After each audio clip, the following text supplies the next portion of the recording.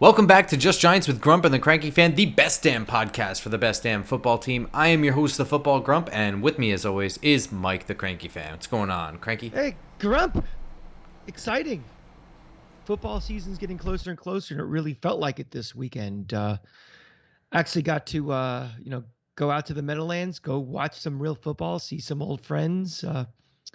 I feel like it's really getting close now. It's really getting real.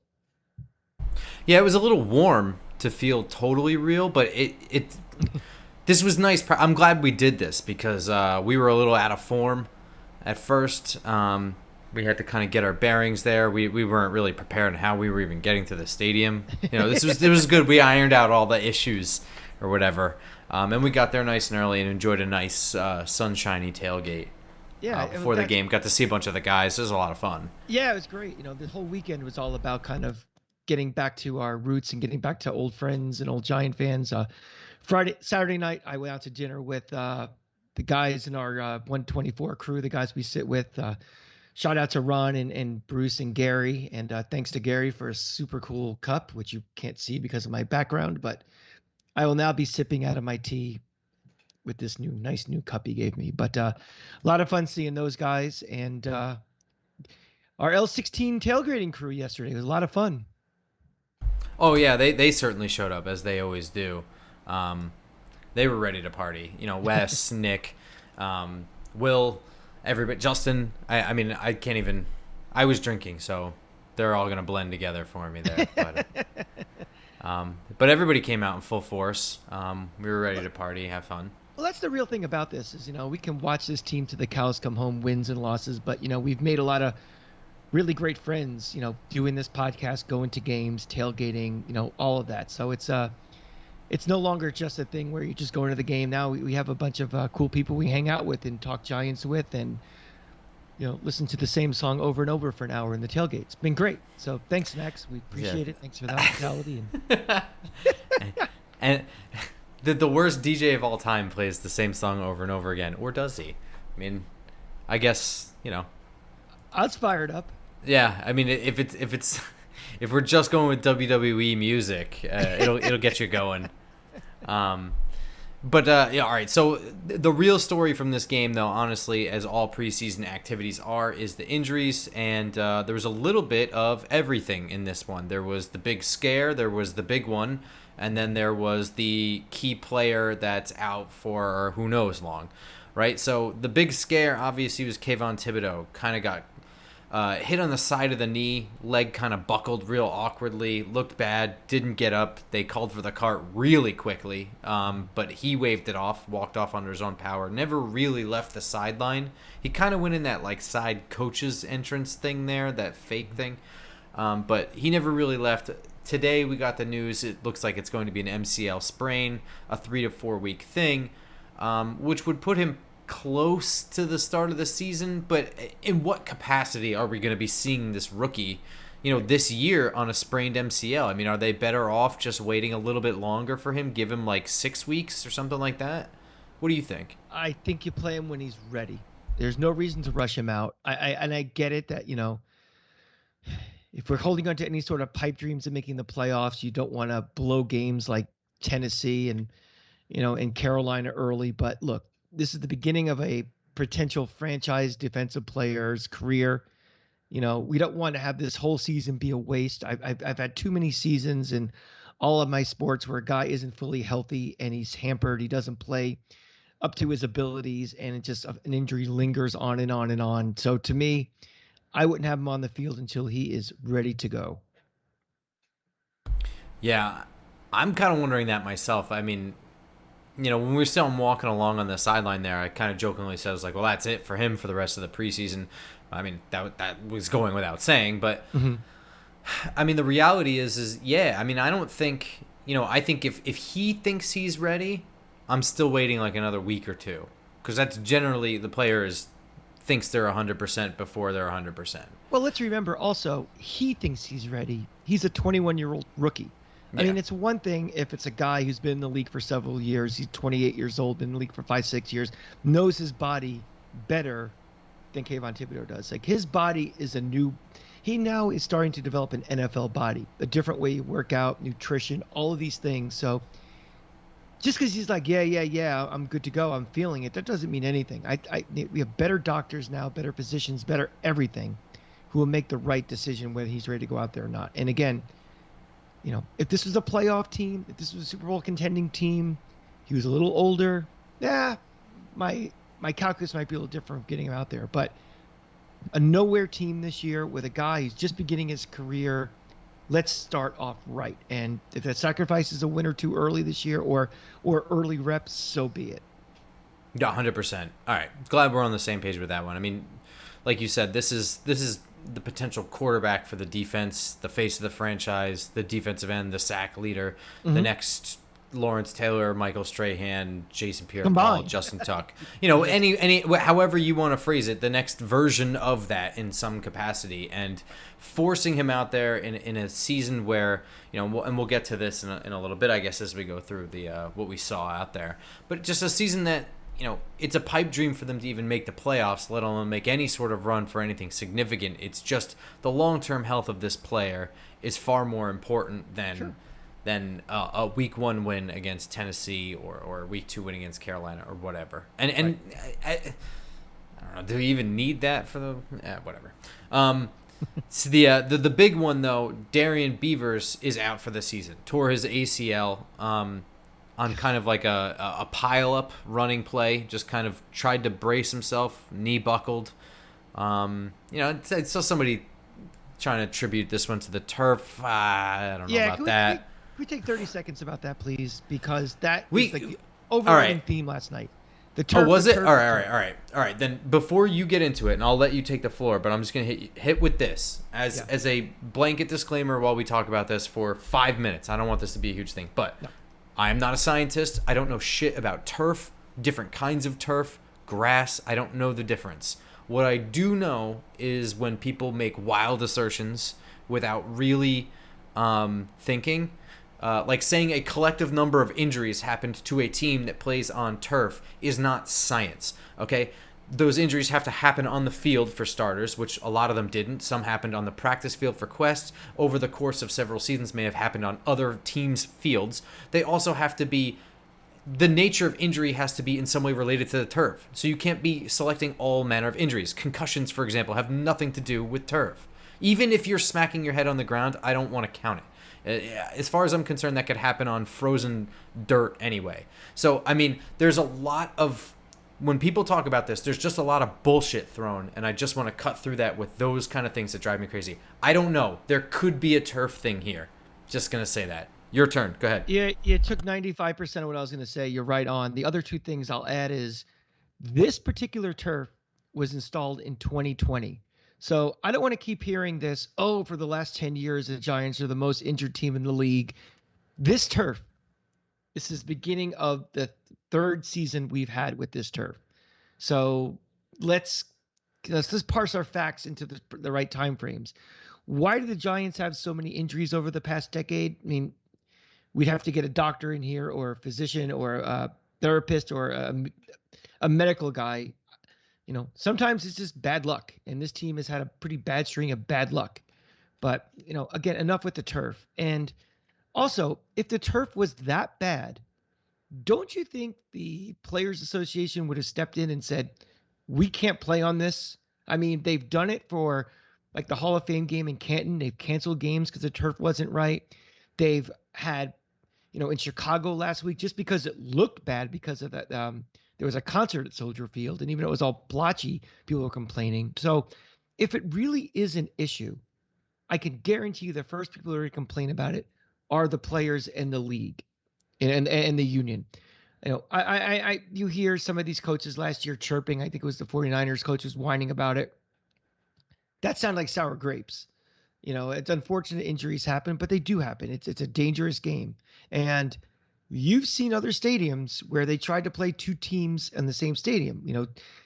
And down in Tampa, the Bucks and USF play there. In Pittsburgh, the Steelers and Pitt plays there. And those fields are awful.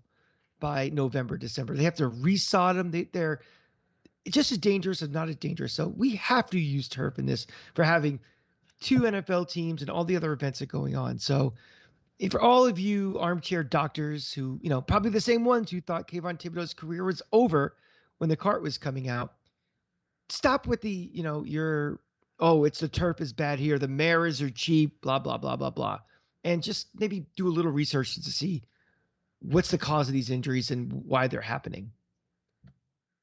Yeah, I'm open to the idea that there's an issue with maybe the particular brand of turf or the type of turf. I don't know if there's different types around the league. I don't know. There's different types, but again, this one was installed or purchased for the first time in 2020. So, and it's also used, I think, in 4 or 5 other stadiums around the league. This, version of yeah. See, those are all factors that I see. I don't know any of that because I don't pay attention or care. So that's why Right. I never felt like totally comfortable like giving an opinion because like I don't know enough. But yeah. It's just aggravating. I feel like there might be a real issue with it, but it's just there's so much bullshit flung around and just half-cocked things said about it that it just waters down that shit so much that it becomes. But also, my understanding is that some players prefer the turf, which might be why the Players Association doesn't say anything, is because like maybe skill position players, people who need to cut harder, they prefer that over the grass because they think they can perform better on it. I think is something I've heard before. I might be making that up, though. My thought is, if you don't like the mirrors, this is another thing you're using to say, why you don't like the mirrors. That's, the most vocal people are this. Let's check their timelines and see how much venom they had at the mirrors after last year. But I think another thing too is, and I think this is the last thing I'm going to say about it, but another thing is it's just another excuse, not excuse, but just another thing you can just say, like if only this thing were fixed, we could have been better, because it's just another way of saying like if only we weren't so injured, we could have been a good team last year. It's kind of like saying like, well, if only we weren't playing on this stupid turf, everything would have been better. It's just another pining for like just the suffering. You know what I mean? I think it's all just a symptom of suffering. Yep. Is complaining about the. But the one thing about turf. the injuries, though, forget the turf. I believe I saw the thing last night where of this draft class, just about everybody's hurt now, has some sort of injury. Yeah, it's ridiculous. Yeah. Well, Tibbs and Beavers were 2 of them. DJ Davidson, I don't even know what the nature of his injury was. He got hurt in the game like super late. He was actually playing pretty decently. I didn't see. I was looking through Twitter this morning. I didn't see anyone mention it, but I also didn't ask. So there's that. Graham Gano also got kind of kicked in the face attempting to make a tackle on a kickoff that was nearly returned for a touchdown saved by Cam Brown. Now he's day-to-day, and that's the last of the trifecta right there. That's the star player, but he's probably the highest scorer on the team, and now he's got a concussion, so it's a day-to-day injury. He's just got to pass the protocol. Right. Which sucks. Oh yeah, I mean it was kind of a clown show watching, a punter trying to kicking extra points and things, and that could, again, we don't have high hopes for this year, but the games we have a chance to win, we don't want to have it come down to not having a kicker. I mean, I'm sure. I gotta say, overall, this was again now the second preseason game that looked fairly organized for the Giants. There were not a lot of stupid penalties, etc. There was excessive amounts of defensive pass interference in the second half with like the super duper backups. But overall, but no headache mistakes or whatever. But this was having a guy who was just signed to play tackle play center and try and snap to Davis Webb in this game at the same time we were having punters kick extra points, safeties playing holder for the first time on those plays. It looked eerily similar to the clown show of Jake Fromm playing quarterback last year. It just shows to the lack of depth this team has overall. We are even in these situations. And I get it. It's preseason. Things are a little wonky. You might have different, lineups and things, but still, something as basic as snapping ball, kicking ball, and you're getting non-professionals doing it is pretty frightening. But go back to your other point, though. That was my number one takeaway as I look at my notes here, is that my big takeaway from this game was this team looks like a ton more organized than they did at this point last year. Didn't see many guys lined up in the wrong place. Didn't see a lot of, miscommunications. Didn't see, the unforced penalties, things like false starts or delayed games or anything. I thought it was this team, you know, looks like they're getting prepared to play a regular season and not just running through drills like it's the middle of August. So I was pretty pleased with that. That's my biggest, if number one is stay healthy, which we didn't do a very good job. Number two is look organized, and that one I'll give a passing. I'll definitely give that one a star. Yeah, I completely agree.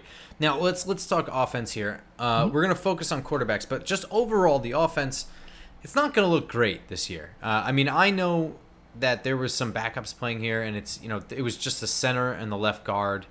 But I understand that they're like the third string of those versions. Like we weren't playing with the actual backups. Mm-hmm. I just, I'm not going to expect a big leap to happen in the next couple of weeks. So I think this is what the offense is generally going to look like for the first couple of weeks. Was not terrible. Was nothing really spectacular, but was functional, was moving the ball pretty well. Daniel Jones. Let's talk quarterbacks here. Daniel Jones went 14 of 16 for 116 yards. The two incompletions were a pick, deflection, interception, and I don't want to call it a drop, but it was like a contested catch, 50-50 ball down the sideline to David Sills. Mm-hmm. Overall, I thought DJ looked pretty good. The pick I don't think is his fault. It is a dangerous pass though. Just glance off the hands, it's going to be in the middle of the field. Bellinger has to make that catch, but I don't know. I'm not going to put that into wash. The first throw of the game for him, I think maybe there might have been a better decision out to the flat. It was a third down play, I think. But either way, it was a short situation. They're just trying to pick up the first down. If we're at the point now with Daniel Jones where our critiques are not that he didn't get the first down, but maybe there was a better option, that in and of itself is a massive improvement. Oh, sure. I mean, we're going away from the making a bad decision, which turns into a turnover, or losing yards on a play, to, he didn't see, the open guy for more yardage. And that's an important leap where that's something you can work with and you can keep developing. If you're stuck on year 4 and year 5 talking about, that was a poor decision, he didn't see that corner coming in, or didn't see the blitzing guy behind him and made a dumb decision which resulted in a turnover, then it's kind of hopeless. But we've advanced, again, small sample size and it's preseason, but exactly to your point, now we're questioning we're starting to question those decisions. You're getting a little nitpicky also, which maybe is good, that we should be progressing to that at this point. So that's kind of what I signed up for when I did this, was to start nitpicking stuff, not doing the general obvious, right? Yeah. So you're right. I think this offense this year is going to be probably more than we want to see, but it's going to take what this defenses will give this team. We don't have any real outside threats. They're going to open up this offense and take the top off it. So there's going to be a lot of check down stuff probably this year, quite a bit. You better be good at it. You better make those smart decisions to prevent catastrophe first, and then we can see what we do later. So he's getting there. I think he was fine. Yeah, I mean, for this game, I would have hoped that they were further along than this. This is kind of where I was hoping they would be closer to the start of camp. It's not. It is what it is. I'm not gonna complain. I understand the realities of what is, and the reality is Daniel Jones is probably not back here next year. But the reality is also that as a starting quarterback, there is no doubt who the better quarterback is. Tyrod Taylor went 7-11 for 37 yards, and he looked bad doing it. I mean, he was running away from pressure that wasn't really there. Forcing stuff. Some throws, I'm not even sure which receiver he's throwing. He's throwing right in between the two of them. The throw right before the half, I believe you found a tweet right when it happened. It was, if Daniel Jones threw that throw in the dirt the same way Tyrod Taylor did right before the half, the Twitterverse would be roasting. Oh my God, yeah. It was brutal. It was about 7 yards short, and I don't know what he was doing with that. I think people, everybody's in cliche mode right now, and the big cliche last week was Tyrod Taylor looks more comfortable in the pocket. And just because you can avoid trouble, that doesn't mean you look comfortable in the pocket. If anything, you're getting out of the pocket earlier than you probably should. And he looks like a guy that, to me, the more you watch him, is I'm going to run the ball before I try to make a play with my arm. And that's not what I want with my starting quarterback, if it ever comes down to a quote unquote competition between the two. So I think it just cements my belief in why he's here, what his value is. And I am happy that he's our backup quarterback. I'd feel A-okay if he has to come in and play a half, a game, 2 games. But any thought really of any serious competition of who should be starting this, it's very obvious to me that Daniel Jones might be Joe Montana, but he's not Tyrod Taylor either. Yeah, I couldn't agree more. It's perfect. It perfectly explained. I would say the only thing is I don't think Taylor is looking to run the ball before pass, but his panic and getting outside of the pocket, his need to, I guess, or maybe his inability to trust or stay in the pocket or whatever it is. Whenever he goes outside the pocket, he's always in like survival mode. Always, because maybe because of backup mentality or whatever it is. But whenever you move outside of the pocket like that and you just roll to one side, doesn't matter which side it is, you're limiting now to half the field of what you can and can't do. And it puts himself in a shittier situation, and he does it way too often. Who was that backup quarterback that we had from Syracuse we drafted? He was here for a couple of years. Ryan Nassib? Ryan Nassib used to do that all the time. Like, he'd be back in the pocket, 1,000, and then he would just start moving around, like unnecessarily. No one was there, but he felt the need to kind of get out of the pocket, and then forget it. Your accuracy goes way down. Your vision for the whole field goes down. And he's not as bad as Nassib. I mean, this guy's got a lot more experience. No, Tyrod Taylor is a good backup quarterback. It's just he is not in any way a starter. And it's so painfully obvious. I mean, what he does out there, he does survive. He does live for the next down. He can move the ball downfield well enough to score some points, but he's never really pushing the ball. And when he does, you can see the deficiencies. Of a backup quarterback. Exactly. And that's why I was fully on board with signing him. He was my favorite backup quarterback to sign. It's just, to me, it was a no-brainer. But these things kind of annoy me. He comes out there for the first series, and half the crowd is cheering. Like, come on. You guys are outside of your mind. You don't want this. Trust me, yes, it can get worse, as we saw last year. Exactly. Offensively, I think the only other thing I really want to... I want to mention that I think Devery Hamilton might actually be a legit depth piece now. Practice squad player last year. Looked like he stepped in at left guard in the starting role there and was routinely handling... now again... Bengals backups, but if you're routinely handling Bengals backups, then that is pretty much the definition of being quality depth, right? I felt like the whole backup offensive line wasn't that bad either. I saw a stat, there's only like 3 quarterback pressures coming from that backup offensive line. Well, it wasn't fully backup. You still had Andrew Thomas, Evan Neal, and Mark Lewinsky. When the backups were playing later on. Fullback. Oh, all right. Yeah. I think they were just kind of getting the ball out quick at that point, though. Maybe I'm wrong. That's okay. Baby steps with this offensive line. Bellinger dropping that pass, to me, that's, you want to have a little more confidence in a guy because he's basically given the starting tight end job because there's really nobody else. You'd like to have a little more confidence that, a little better hands. But again, just one pass. I'm not going to make any judgments, but, just going through the Evan Ingram experiment for the last several years. Yeah, I think that's what it is. A little better that your tight end could, is much more is a sure thing. I understand completely. You don't want to roast the guy because it's just one thing, but you maybe wait a couple of weeks before you look like Evan Ingram out there. Give us some time, please. Speaking of that, though, I do want to really briefly go over some of the backup wide receivers here. Keelan Doss had a nice catch. He's not going to stick with the team, I don't think. But whatever. Colin Johnson, I think, had a pretty decent game. Richie James, unfortunately, was stuck with Tyrod Taylor, who airmailed a pass to him when he was wide open and allowed the corner to close on him. Alex Bachman looked like an MVP last night. He was insane. I don't know if he sticks with this team. Somebody described him as just another one of those guys that looks like the Patriots had him and just would like tear up the league with him. He does kind of look like that, doesn't he? CJ Board continued to look shitty. He fumbled a kickoff pretty much I can't do that. If But you're saying you're making this roster because of your special teams play and you fumble a kickoff, that's yeah, bad. that's no good. David Sills, I want to talk about because he did have some good plays. He went in there with some of the ones, kind of. Daniel Jones was throwing to him a little bit there. He had a Hmm. nice back shoulder catch among a slant and I think maybe one other one. But importantly, he kind of lined up in an H position around the goal line there on the touchdown.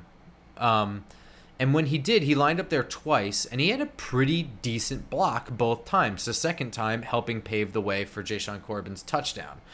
Interesting only because he is a really tall wide receiver, and previously our starting H-back role was handled by former wide receiver from Maine, who was like 6'4", Andre Miller, before he broke his arm.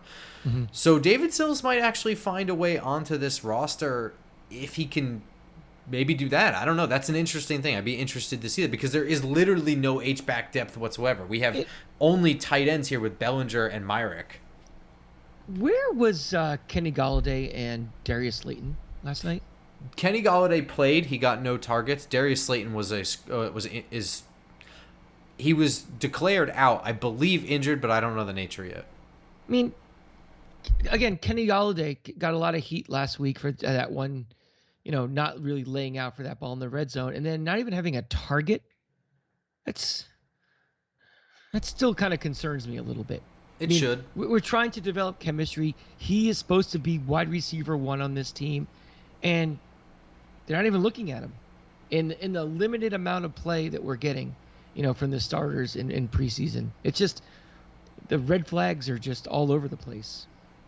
I think it's fair as a fan to be worried by now. It gets paid a lot of money. It's a huge chunk. There's a reason why we don't have a corner on this team is because we had money allocated to him instead of where else we could have it. I mean, if you had to trade straight up right now, I mean, it was not feasible based on the way the contract was. But if you had to choose between losing Kenny Galladay for this year and all the way forward, or having James Bradbury for one more year, That's not even a debate.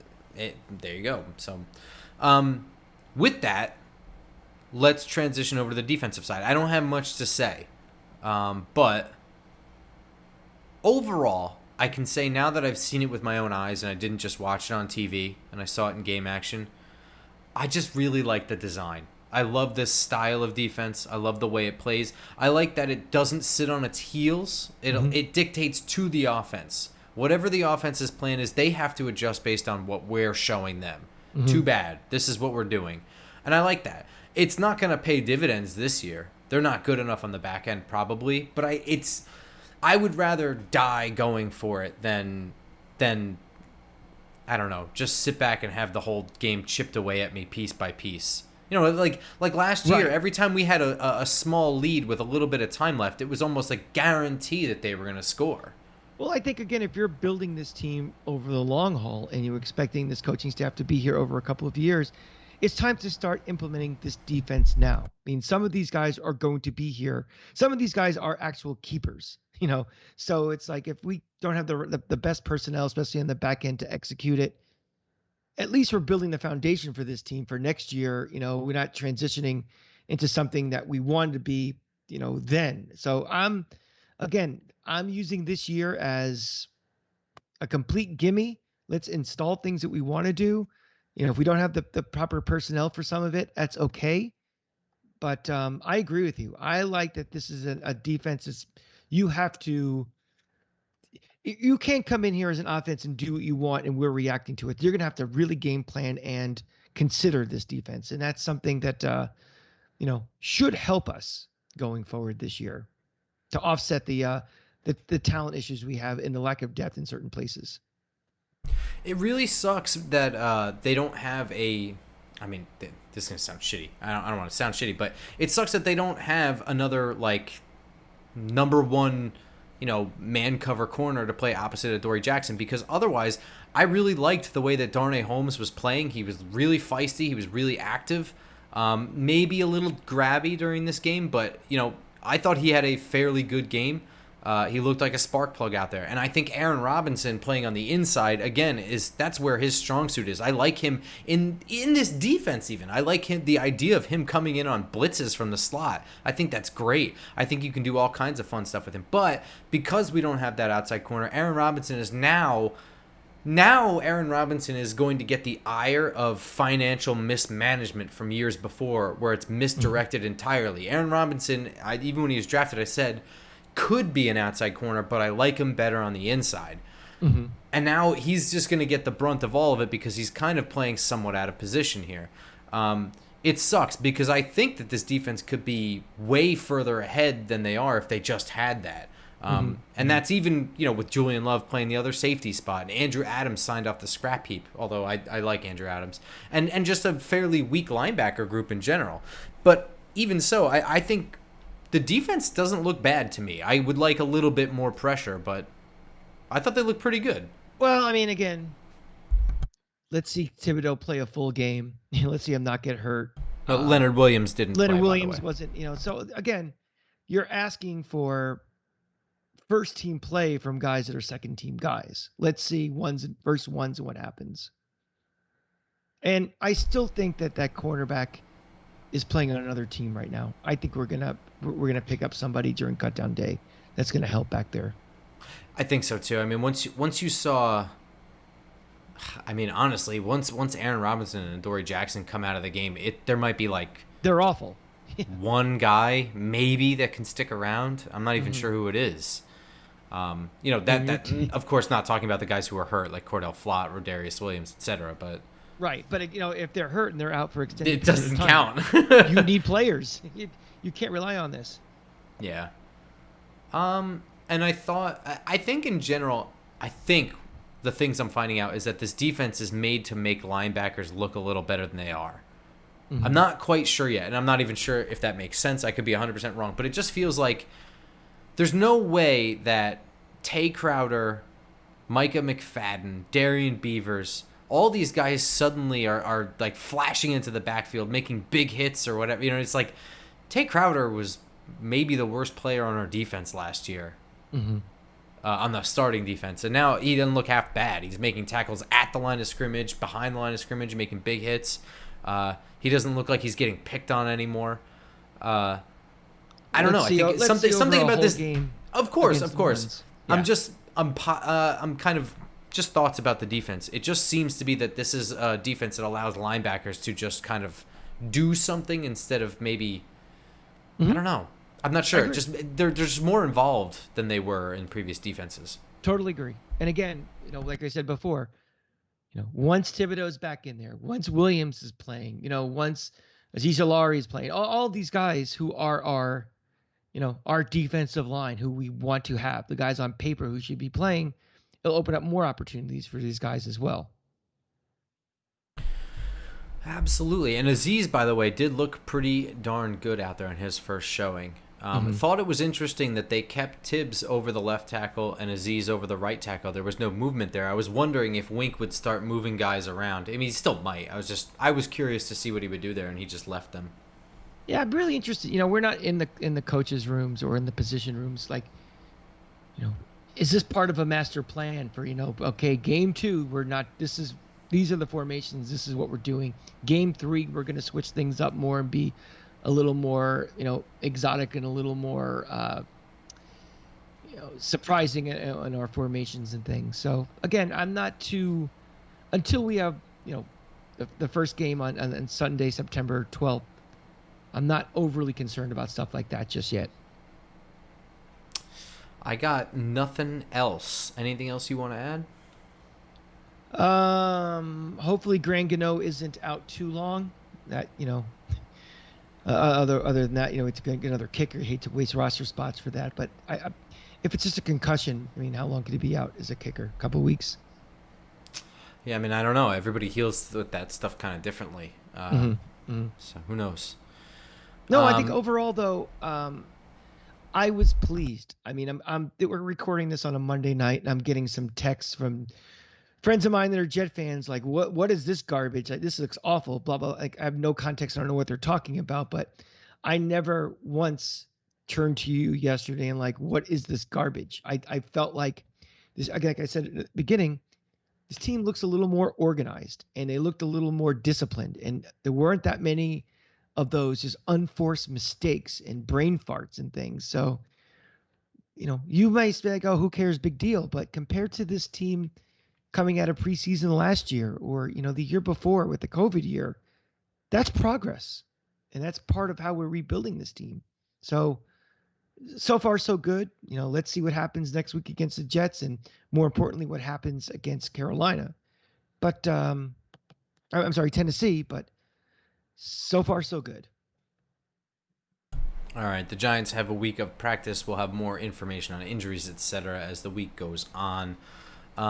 If there's anything earth-shattering that comes up, which I don't expect there to be, you can expect an episode from us on iTunes, Spotify, Google Play, etc., and of course on YouTube, where you can view us as well as listen to us.